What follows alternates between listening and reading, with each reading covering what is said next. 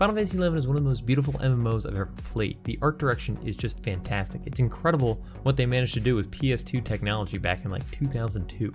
Having said that, I mean, it has aged. It is a PS2 game. So I've been trying to find ways to tweak and update the graphics wherever possible to make it a more beautiful and updated experience.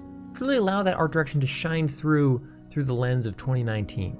Recently, I've been called out a little bit saying, there must be more to what you're doing to Final Fantasy XI graphically to make it look the way that it does. It is not just the external registry configs that you mentioned in your previous video. Speaking of which, if you haven't yet, check that video out first. It is all the crucial in-engine stuff that I've already done that you can mess with some registry configs to update the resolution and all stuff like that to make it look as amazing as it possibly can without any external input. It's all just stuff that Final Fantasy XI natively had, and you're just tweaking it to 1,000. This video, of course, is a little bit more about the external stuff that I started to dabble in this year. I'm kind of a Final Fantasy XI purist. I never really wanted to touch that. I was kind of like, no, the experience was set up in this way for a reason. I want it to be just the fuzzy memory that I have, but we tweaked it. So stick around for this video if you're interested in what I've done post-registry configuration, post stuff that came with the game to make it look the way it does.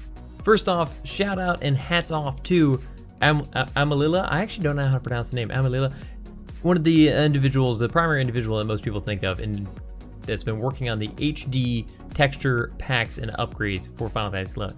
A lot of people have asked me in the past, why aren't you using them? Why are you avoiding them, etc., etc.? And it's an easy answer. They've put a ton of effort, incredible effort, into recreating HD textures of all the Final Fantasy XI zones, armor, mobs, everything. We'll get into all that in a little bit.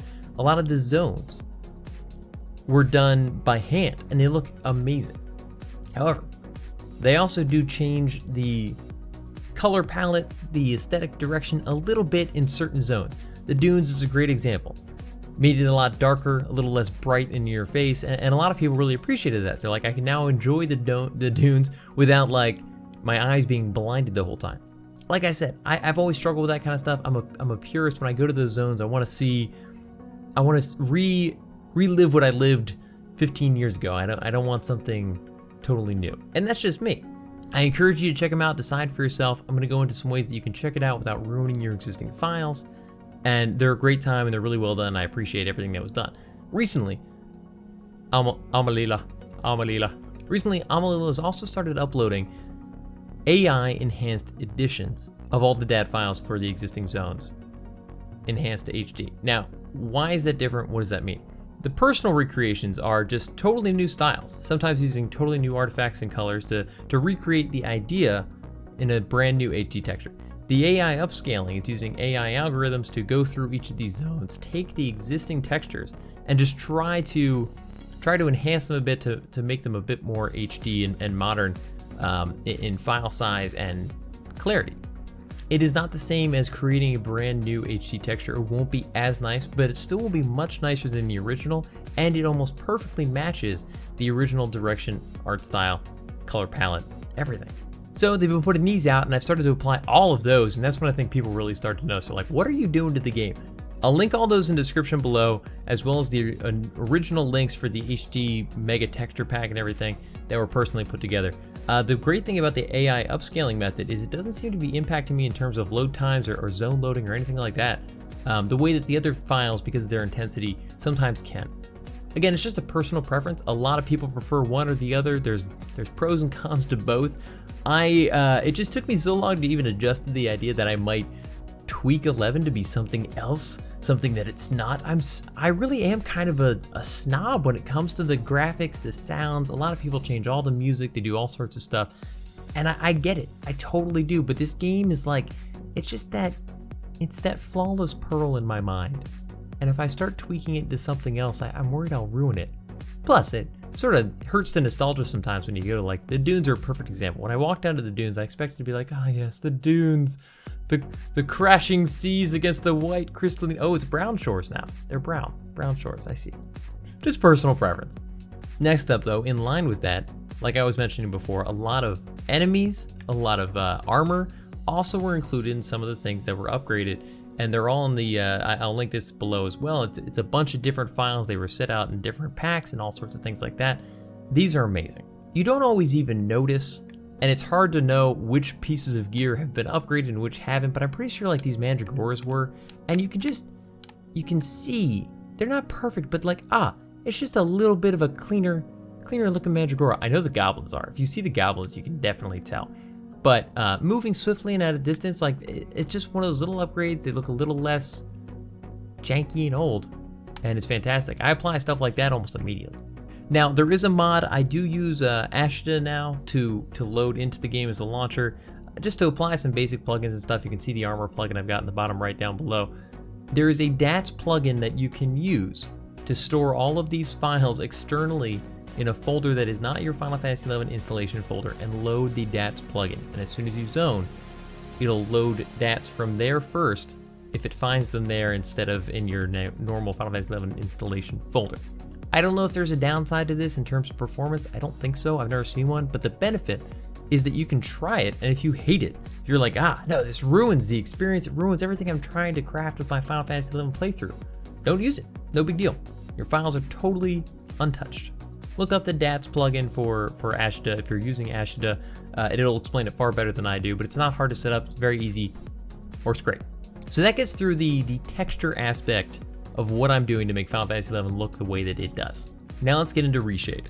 A lot of people have suggested Reshade to me over the years. For those of you who aren't familiar, Reshade is a post-processing tool that has been used for a long time in many games, just to kind of tweak and upgrade the image that is being displayed on your screen post 3D rendering, I think. It's pretty impressive. It's pretty cool what it can do. I've never really used it before because it seems like a lot of tweaking. To me, it seemed more about like changing color palettes and contrast, and I was like, I don't know, I don't really want to dive into that stuff. I think I just want to leave the original image as it is. But there is a lot more you can do with it, and I got really interested when I heard about Raytracing being a possible, plugin for Reshade that I could use with Final Fantasy XI. So Raytracing is a whole other thing, and you've got to support the original developer on Patreon. I think it's a Marty McFly account to get access to that particular, plugin is the wrong word, but Reshade add-on. I've messed with it. I'll show you at the end. I don't use it. There are some weirdness aspects that, like Final Fantasy XI specifically, it's not a perfect game for, but it is kind of neat to see. But in messing with it, I did find some other settings that I do actually quite like. So let's go into it. This is what Reshade looks like when you open up the tool. If you're interested in how to install Reshade, honestly, I'll link where I got my copy below. It'll explain it far better than I do. You basically just run install in the location you want to install. You put it on the actual Play Online file, I believe. Instead of like the Final Fantasy XI directory, it's the Play Online directory. Here's where Hunter of 5 years ago would have been appalled, disgusted, because I'm changing a little bit of like things like color, enhancing some color contrast and curves. So curves is in fact that changes contrast in relation to, I believe, color specifically, and like color saturation. I don't know if that's exactly what's going on, but you can see that the colors do get a lot brighter, just a little bit more popping with things like the scorpion harness and the surrounding greens. You may or may not like this. I don't know, I've been playing the Final Fantasy XI as it stands with that more drab and earthy kind of tones for a long time, and I was like, I need some brightness. Moving on. You can tweak all these values, by the way, down here. I'm about like 0.389 with the colors. You can see I can get down to, essentially nothing or super bright. Next, we've got Fine Sharp. I chose mode 3. This is a sharpening tool that I kind of go back and forth on depending on what I'm doing. It'll sharpen everything on the screen to a defined amount. I've got it to, I don't know, there's a lot. But essentially 3.192 sharpening strength. That's the important value here. The reason I don't like it, first off, is it sharpens everything, including HUD elements and text. Certain text, especially when you load up like the macros and some of the menus, I don't think look great with this applied. Gear icons, if you're in the equipment menu, I don't think this helps. What it does help with is 3D elements in the game. Equipment, little fine touches on gear, faces, awesome. Look at the difference between like the scorpion harness and the sword I'm using with it on and now off. On, off. Final Fantasy XI inherently is just kind of a a blurry, out of focus game, and I've always loved that because it kind of makes you feel like it's this fantasy or reality you only kind of get a glimpse into. It gives me that feeling when I play it.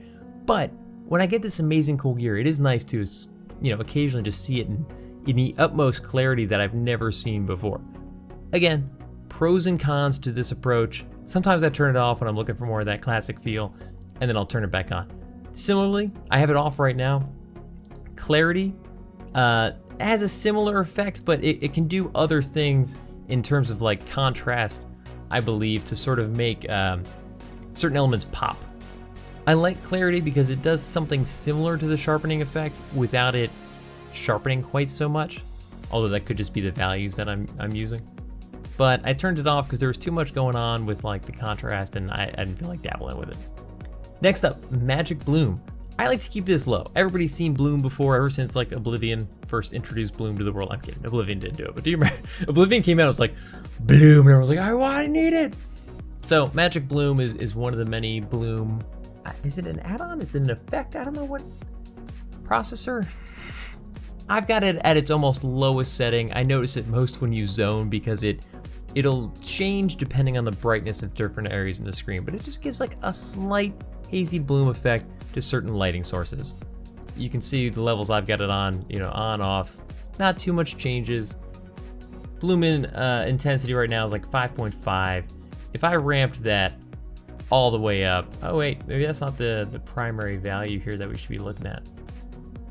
If you turn the bloom threshold all the way down to like 1, you can see that there's a much wider expanse of the hazy brightness. But one of the coolest aspects of this is the effect it has when you're entering into a light place from a dark place. It kind of dynamically adjusts that flaring bloom to make it sort of feel like your eyes are adjusting. It's a tricky effect version of what like Final Fantasy XIV does really well. Some people like it, some people don't. I thought it added like a little bit of flair. Moving on. And again, remember, my ultimate focus is to mostly keep the integrity of the original design and art direction and color palette. I only been tweaking a little bit just to kind of like enhance my experience a little bit in 2019. Honestly, I kind of forgot I had FXAA on at all. So as dumb as it sounds, FXAA sort of adds a bit of a blurring effect. To try to combat anti-aliasing, it smooths out essentially the entire screen. A lot of people hate it for this fact. Because I was using this sharpening and I felt like it was a little too sharp, I found that sort of adding it onto the sharpening effect smoothed down a lot of the distant stuff, like you can see in the trees in the top center there. When I turned this off, I don't know, I was like, oh, you can see through every leaf now. I don't know if that was the intent. And when I turn this back on, it just sort of softens a little bit of those edges, but I still retain the amazing sharpness in the gear. Again, personal preference. There are probably easier ways to do this, like maybe even just turn down the sharpening effect, but I liked how this kept my equipment super sharp, but some of those distant texts, distant trees, stuff like that did soften a little bit. Colorfulness. No other way about it. This is, I'm just enhancing the contrast a little bit. The saturation.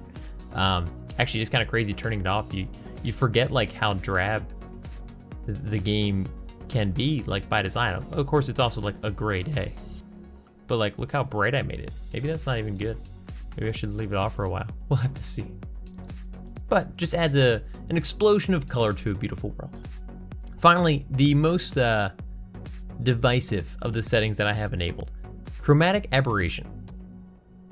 Chromatic Aberration is interesting because I don't even know how to describe what it's actually doing. Have you ever looked at something that you're supposed to look at through those red and blue 3D glasses, and maybe like part of the image doesn't quite sync up right, and you're like, that looks weird? Chromatic Aberration, at least as I see it, is creating two versions of the same image that are just slightly off sync and are slightly different colors. I don't know what those colors should be. Maybe a green and yellow. Maybe that's just how I see it. Maybe that's not even the intent. I don't know. I'm not really describing this well because I don't know how to describe what it's doing. There is a fancier way to describe what Chromatic Aberration is trying to do. That's how I see it. Now, it showed up in a lot of newer games. Alien Isolation a few years ago was one of the big ones that I finally like noticed it in, because it can take some of that intense, sharp texture look and give it a more cinematic feel. It softens aspects of an image because your brain can't really focus on like what part of that. And in a weird way, it sometimes makes things look a little more realistic. I think it's probably tricking my brain into thinking that it's like been filmed. That look instead of like, you know how soap operas almost are too real? And the soap opera effect, 120 hertz screen on a TV and interpolation going on with like a filmed television show. It looks too real and you're like, oh no. Chromatic Aberration sort of combats that like effect that like games look incredibly realistic but somehow don't capture the nature of looking at things with your eyeballs. Some people hate it. Some people immediately turn it off in every game. I usually balance like, is there a way to lessen it? And I try to keep it low. If I turn it off, you don't even really see that anything's going on. I have it so low right now. So if I make the shift a little bit bigger, you immediately are like, what the hell? You literally need 3D glasses to even look at this. It shifts the rendering of that color spectrum like left and right. I don't know what that is. I don't know. I just kind of liked what it was doing to the image that like I'd created. It seemed to give everything sort of a 3D feel. I don't know if that's just in my head. Most people hate this. Chances are you won't use it. But yeah, just as a note, the reason that I mostly am not using any kind of like SMAA, which a lot of people don't like, but ambient occlusion, which can be a lot of fun. A lot of these require display depth to work. Let me show you display depth real quick. That isn't how it's supposed to look.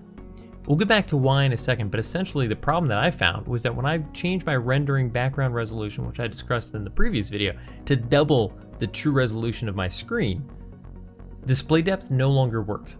I have no idea why. It breaks something, but you need that for all those things along with ray tracing. Now, I think the effect of doubling the background resolution to have a higher impact on my overall visual quality than things like SMMA, ray tracing, ambient occlusion, mostly because of what they do to Final Fantasy XI specifically. So let's get into it. Speaking of which, leave in the description below if you're using Reshade, the settings that you're using and the different effects that you've applied. I'd be curious to see what people are doing with it. I know a lot of you are going to say like, your settings are stupid, and that's totally fine. I just wanted to let you know that they were out there and what I'm currently using. Honestly, in my mind, the biggest bang for your buck effects and changes that I made to my system are the enhanced textures. Now I'm using the AI upscaled versions, which I linked at the top. And the sharpening, if you're like, oh my God, how did you get those textures to look so crisp? So I've changed my background resolution to match my screen resolution, so I should be able to use effects like ray tracing and ambient occlusion now. And I'll show you what goes wrong with Final Fantasy XI, mostly in part due to the fact that it's a DirectX game that we're tricking to be treated as a DirectX 9 game. It's an old game. It's an old game, guys. So I'll show you what this display depth should look like. Boom. You've got this like cool color palette of what is going on to make sure that I'm doing this right. The settings to fix this if it doesn't look right, the big one that I always do is Reshade depth input is reversed. If your screen looks like this, you're like, that looks like it could almost be right, but it's not. Now, that only changes what you're seeing. What you want to check is use global preprocessor definitions and then edit preprocessor definitions if that doesn't look the same to match like the settings that you found work. Also, sometimes you have to distinctly click where that buffer, that DX9 depth buffer is coming from. Anyways, you don't want that actually equipped. Equipped, what is this, gear? But let's have some fun with some ray tracing so you can see what it should be doing. So if I turn that on, you're like, interesting, what happened? I can show you because we can turn on this like version of debug version to show what is actually being changed on the screen based on your ray tracing rules. Big things that you can change here. The resolution scale, you can decrease this to decrease the amount of resolution that ray tracing is being determined by. This is probably more important in some modern games. Final Fantasy XI, you got processing power to spare, so I'd leave that up. Filter sensitivity, super high and you get this grainy effect. I think it's trying to filter the game too much. I don't really know what's happening there. Too low and it's way too blurry. So you gotta find that kind of medium balance, which for me tends to be around 0.36. Ray length. How long is the ray tracing ray that is being used?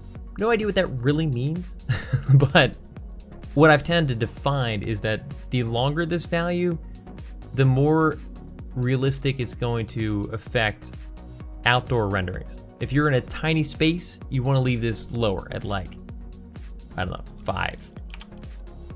But if you really want to have those distant effects, you know, appropriately accounted for, have this be a little bit higher.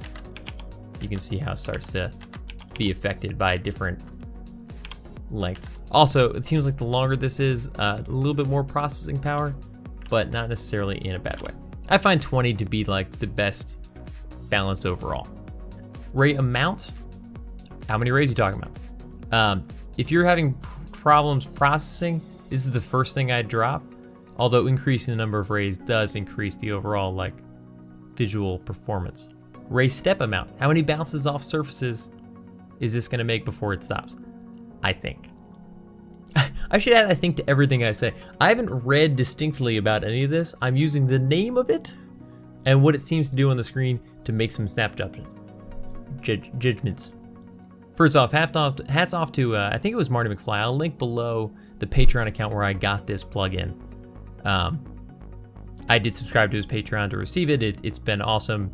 He's done amazing work. I don't necessarily love what it does to 11 because of 11, not because it's not a great plugin. So you can see the more steps, the more realistic bounces, you get some deeper shadows in places that probably make sense. But I also find that it tends to overdo things a bit. The other big problem, you can see in the middle here, see all that green? I'll talk a little bit more about that in a second. That's not coming from the environment though, that's bouncing off of my link shell pearl. The tool can't determine where the HUD elements are because of how Final Fantasy XI renders HUD elements.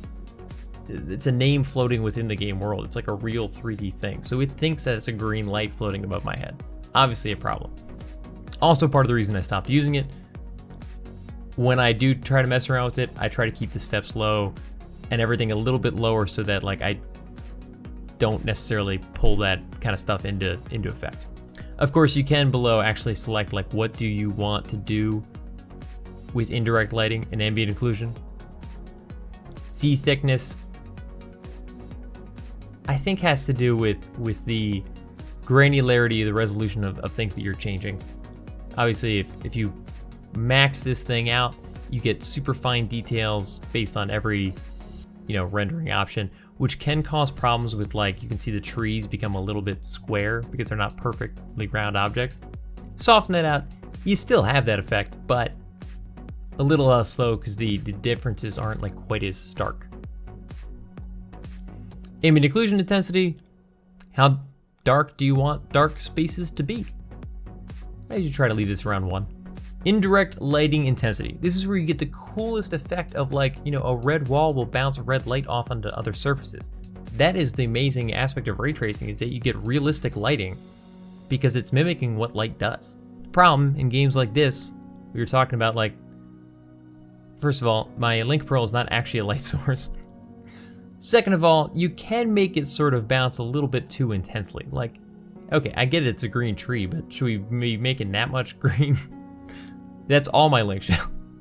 So I tend to have to leave this low so that, it doesn't pull in things it shouldn't. But that's only for 11. Other games, you might be able to detect the HUD better and not have that effect. Anyways, that's basically it. And you end up with this kind of cool, what does one true light source kind of mean for this actual screen? Enable isometric rays. It usually just, I think that's rays coming from additional sources. I don't really know what that means. It tends to make like additional light source colors pop a little bit more. But it's pretty neat. It has some realistic darkness. It doesn't always work perfectly.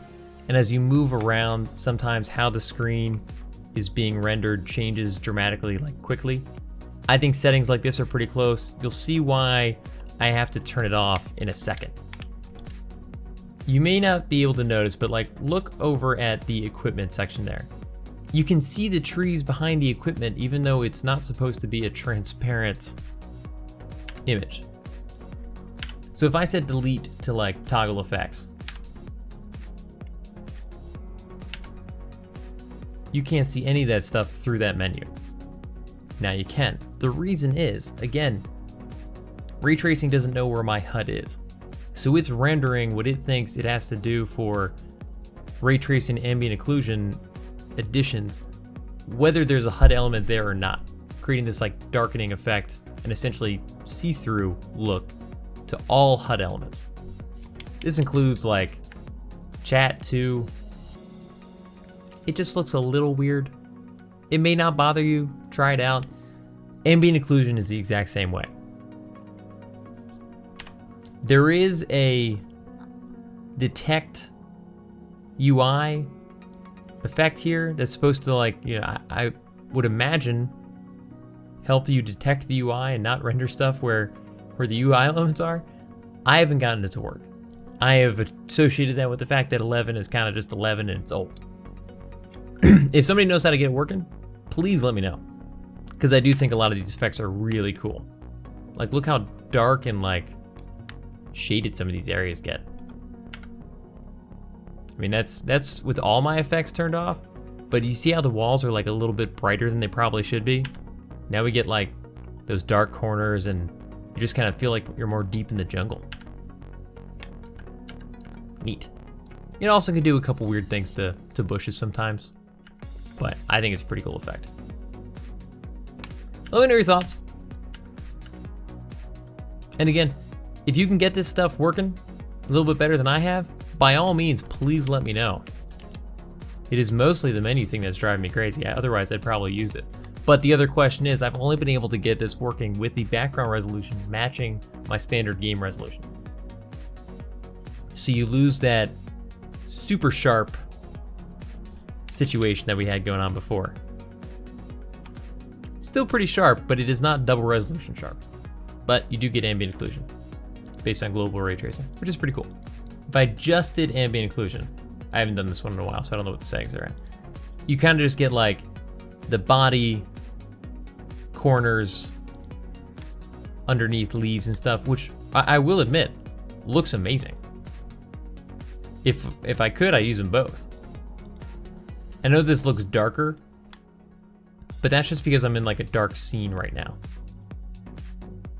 Like it's nighttime. Should go to Adeline real quick and see what it looks like.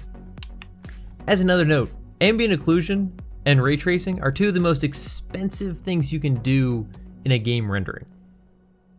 They are beautiful effects because they recreate realistic lighting. But realistic lighting is tough, and it will put a huge strain on your computer. You do not need any of the new ray tracing GPUs to run this. It just runs in your standard graphics card hardware, for better or worse. Because I do have one at the 27 Super now, and I was like super excited, and then I found out it's not utilizing the extra cores that are purely for ray tracing. It's just pushing your graphics card harder. But that means that anybody can use it, which is cool. So you get this little fireplace, some yellowness going on. But see like the cool shading like underneath my scorpion harness where it gets like super dark, like that's awesome. You also get some of these problems though, especially if you're looking through like smokiness, where the ambient occlusion doesn't always know you're looking through smokiness. So things look, you can see the ambient occlusion being rendered through the haze. How do I show this? It's a bigger problem in games like see like the specialist and the fence. Like I'm getting the full effects of how that should be darkened, even though I can't see the actual object. I shouldn't be able to see that object as well because of the smoky fog. Is what it is. But I did find that it kind of enhances more than you may want the fact that nothing is a true circle like this thigh in Final Fantasy XI, and it draws stark contrast to the edges that you otherwise wouldn't see. Pros, cons. But if I enable debug mode again real quick, you can see I've got everything down so low that like none of the colors are being emphasized. but if I updated that, you can see how that fire would affect the color of nearby surfaces. So if I turn off the debug mode, you get this like really cool fiery effect on that wall over there. The problem is, nothing against the tool. It's doing what it can based on a post-processing effect. But that's based on where you're currently looking. So right now the fire is on the other side of me, so it would light up that wall realistically. And so would my silly, you can sort of see my glimmering link shell pearl affecting like a flashlight the whole world. What this really should look like is, even if I'm looking this way, that fence to the right should be lit up a little bit. Oops. Ah. That fence right there doesn't seem like it's affected at all by the color of the fire. Only the distant wall. I should just have this all the way max up. Max up. But if you turn, if I look this way, now the fire doesn't seem to be affecting anything. Just because I turned a little bit doesn't mean that it should no longer. So the higher this value is, I found that the more the game is affected in ways that it really shouldn't be. Partially, this is in fact due to the fact that like Final Fantasy XI is an old game. The tools that it's using to create its display buffer are a little different probably. I don't know. It's also a beta plugin. I mean, that was sort of the way I got access to it. This isn't a final product, and it's always gonna be something that wasn't designed specifically for this game. I'm in no way faulting the creator of this particular plugin. But yeah, if I lower this back down, we just have the ambient occlusion effects created by Raytracing. You do get this like cool dark exteriors. It's a really cool effect. Raytracing is awesome. And again, just so you can see exactly what ambient occlusion alone is doing.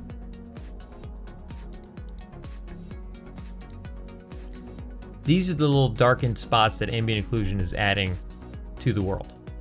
You can really adjust those settings, the intensity, how dark do you want it to be, the different blending modes that it can have for blending in with the actual, color palette and what's being rendered on screen, where it starts and where it stops. It's pretty cool. Because ambient occlusion is so intense, you can change like the samples that it's using to create that image, but the higher you go, the more it'll affect your frame rate. But the more realistic it is too. But you can see there's not a ton of difference, but if you do very low, the image around my character gets a little funky and janky. Get up to medium, that improves, but it's not totally fixed. I've found that very high seems to be the best balance, but you still get a little bit of darkness. But again, that's partially the settings that I've chosen. I haven't messed with this too much because I frankly don't use it because of the menu problem. Some of you that have been using Reshade for years are probably looking at this and you're like, dude, you're such an idiot. Why aren't you doing this, this, and this? Let me know. I just started using Reshade about a month ago, 2 months ago. So I'm still kind of new to the whole process. It is really sweet though. It's a whole new world of Final Fantasy XI. Guys, let me know your thoughts. Are these kind of changes that you can do to Final Fantasy XI, are they cool? Are they fine, but not really for you? Or do they ruin the integrity of what the game developers were trying to achieve?